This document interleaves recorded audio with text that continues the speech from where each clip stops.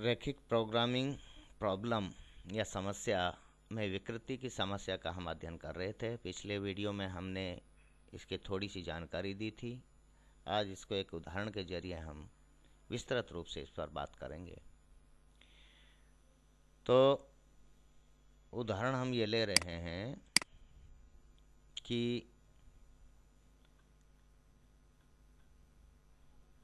Maximise, हमारे सामने एक प्रॉब्लम है, यह रैखिक प्रोग्रामिंग प्रॉब्लम है। Maximise pi equal to 6x1 plus 7x2 subject to 2x1 plus 3x2 less than equal to 12, 2x1 plus x2 less than equal to 8 and x2 greater than equal to 2। ये तीन संरचनात्मक प्रतिबंध हैं और x1 x2 जो कि choice variable हैं दोनों धनात्मक हैं।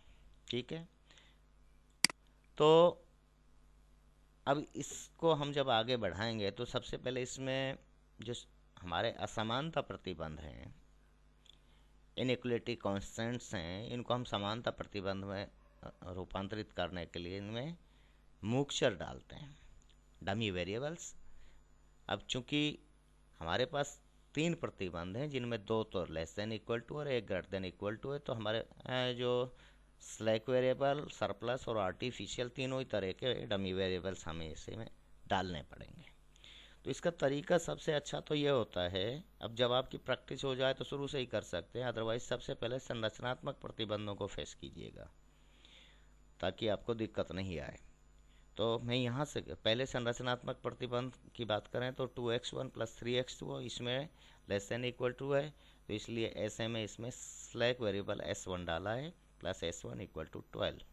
दूसरे में भी लेस देन इक्वल टू, तो इसमें भी स्लैक वेरिएबल डालेगा 2x1 plus x2 plus s2, यहाँ लिखा है 2x1 plus s2 equal to 8। तीसरा प्रतिबंध है ये ग्रेटर देन इक्वल टू है, तो इसमें क्या है कि सरप्लस वेरिएबल तो माइनस होगा और आर्टिफिशियल वेरिएबल प्लस होगा। ठीक है, तो x2 तीसरा प्रतिबंध x2 minus s3 plus a1 equal to 2 हो गया। अब उद्देश्य फलन पे आइए। उद्देश्य फलन में क्या बदलाव आएगा? पाई equal to 6x1 plus 7x2, यहाँ तक कोई दिक्कत नहीं है। ये देखिए इसका s1 जो स्लैक वेरिएबल का गुणांक 0 है और दूसरे स्लैक वेरिएबल का गुणांक भी 0 है s2 का, और सरप्लस वेरिएबल का गुणांक भी 0 है, यहाँ तक कोई दिक्कत नहीं है। अब आर्टिफिशियल वेरिएबल का गुणांक m होगा, चाहे वो मिनिमाइज करना हो चाहे मैक्सिमाइज करना हो उद्देश्य फलन को, लेकिन अगर ये मैक्सिमाइज करना है तो ये इसका चिन्ह माइनस का होगा, और अगर ये मिनिमाइज करना है तो इसका चिन्ह प्लस का होगा। बस ये ध्यान रखने की बात है। ठीक है, तो ये हमारी रैखिक प्रोग्रामिंग प्रॉब्लम इस तरह से जो है हमने इसको प्रॉब्लम को इसमें डमी वेरिएबल्स डाल लिए हैं और ये बन गई प्रॉब्लम।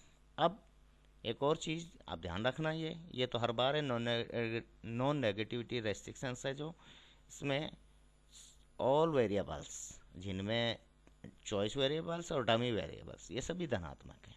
ठीक है, अब आइए साहब, अब विकृति की समस्या को इस प्रॉब्लम से कैसे हम समझाएं ये बात कर रहे हैं।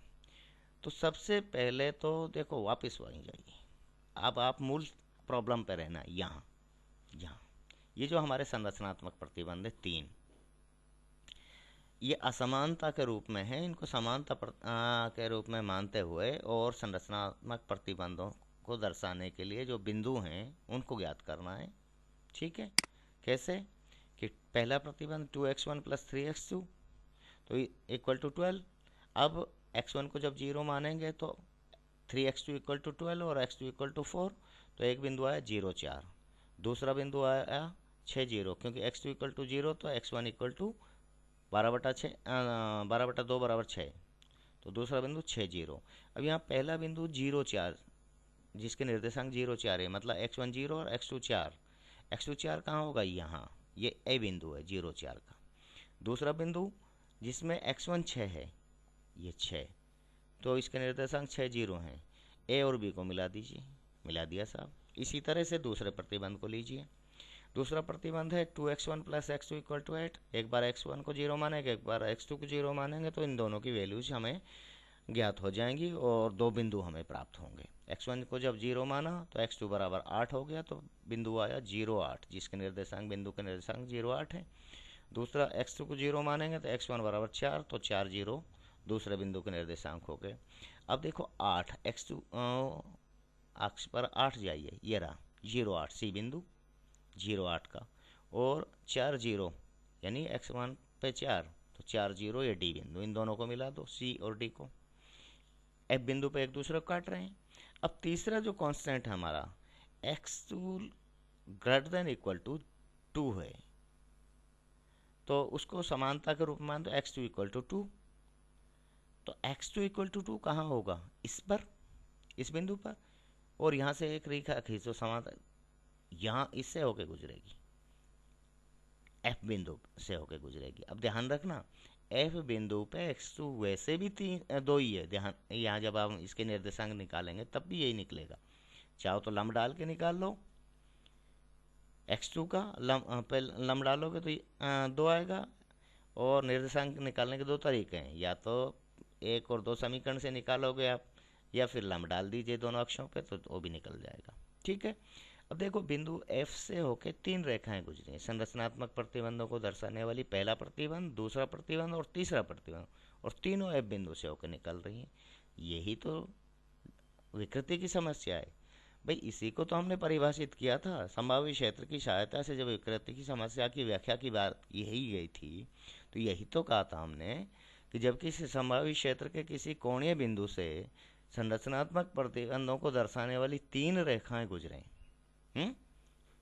3, कम से कम 3 की बात हो रही, 3 या अधिक रेखाएं गुजरें तो विकृति की समस्या है, और ये सारा ये संभावित क्षेत्र है। अब देखो कोणीय बिंदु से या कॉर्नर पॉइंट यही है, वैसे तो 3 है इसमें, ए, ई और एफ तीनों कोणीय बिंदु हैं, लेकिन यहाँ से बिल्कुल भी नहीं गुजर सकती 3 रेखाएं, ये ध्यान रखना, किसी भी स्थिति में यहाँ से भी नहीं गुजरेंगी, यहीं से गुजरेंगी। कारण क्या है, ठीक है, खैर वो सारी डिटेल फिर छोड़िए। तो ये विकृति की समस्या हुई। दूसरी विकृति की समस्या की व्याख्या हम आधारभूत हल की सहायता से कर रहे थे। अब आधारभूत हल की सहायता से देखिए, अब आप देखो ए, ई, एफ या ए, एफ, ई जो भी आप लेना चाहो बिंदु हैं, ये 3 समावेशी क्षेत्र के किनारे के बिंदु हैं, इन तीनों पे हम चेक करेंगे। उद्देश्य हमारा क्या है, लाभ को अधिकतम करना। बिंदु कौन सा, पहला बिंदु ए बिंदु पे निर्देशांक क्या है, x1 बराबर 0, x2 बराबर 4, s1 देखो इस पे है क्या, s1 0 है, क्योंकि पहले प्रतिबंध पे जाओ आप, क्योंकि पहले ही प्रतिबंध को दर्शा रहा है, पहले प्रतिबंध को दर्शा रहा है। तो बिंदु ए पे भाई जब आप x1 बराबर 0 और x2 बराबर 4 रखोगे तो 4 3 गुणा 4 12, तो s1 का मान 12 माइनस 12 बराबर 0 आएगा। ठीक है, और s2 का मान आप देखोगे तो s2 है, जब आपने x1 का मान तो ले लिया, x1 का मान 0 है और x2 का मान 4 है। दूसरे प्रतिबंध पर पहुंचो, दूसरा प्रतिबंध क्या है, 2x1 प्लस x2 और x2 इक्वल टू 4, तो 2x1 equal to 8 minus x1 equal to 0 है और x2 की वैल्यू आपके पास 4 है, तो s2 जब निकालोगे तो ये 4 को उधर ले जाइए राइट हैंड साइड को, तो s2 इक्वल टू 8 माइनस 4 बराबर 4, ये आ गया। और s3 को निकालने के लिए तीसरे प्रतिबंध में जाइए, x2 की वैल्यू आपको पता है कितनी है, x2 की वैल्यू, x2 की वैल्यू आपने 4 ली है ना, तो 4 है, और s3 माइनस का है, जब इसको राइट हैंड साइड में ले जाएंगे तो s3 इक्वल टू 4 माइनस 2 बराबर 2 हो जाएगा।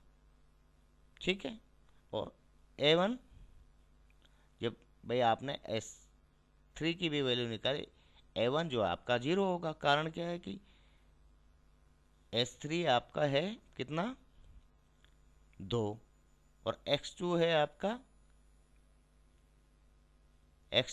4, तो 4 माइनस 2 बराबर 2, और फिर उधर राइट हैंड साइड में 2 है, तो a1 बराबर 2 माइनस 2 बराबर 0, तो इसलिए 0 हो जाएगा। अब देखो धनात्मक कॉलम देखो आप, ये तो वेरिएबल्स के लिए है, number of positive valued variables, धनात्मक मूल्य वाले चर कितना है, ग्रेटर देन जीरो कितने चर हैं, एक तो ये है, एक ये है और एक ये है, 3 चर ही तो हैं। ठीक है, ए बिंदु पे बात कर रहा हूँ मैं, एफ बिंदु पे आइए। एफ बिंदु के निर्देशांक 3 2 हैं, यानी x1 3 है और x2 2 है, x1 3 x2 2। इस पे s1 कितना आता है, s1 जब आप निकालेंगे इसे प्रथम प्रतिबंध से निकाल लो, 0 आएगा, क्योंकि 6 प्लस 6 12, 12 माइनस 12 बराबर 0। S2 भी 0 होगा इस पे, S3 भी 0। S3 को आप चेक कर लो, जब x1 तीसरे प्रतिबंध में जाकर आप कर सकते हो कि x2 की वैल्यू आपने ले ली 2, x2 की वैल्यू 2 ले ली, S3 की वैल्यू 2 माइनस 2 बराबर 0 हो जाएगी, और A1 ये भी 0 होगा, आप रख के देख लीजिए इसमें। ठीक है, तो क्यों है, क्योंकि x2 बराबर कितना है 2 और S3 0 है, तो A1 बराबर 2 माइनस 2 बराबर 0, तो 0। अब इसमें धनात्मक मूल्य चर देखिए कितने हैं, 1 और 2, यहाँ 2 ही है।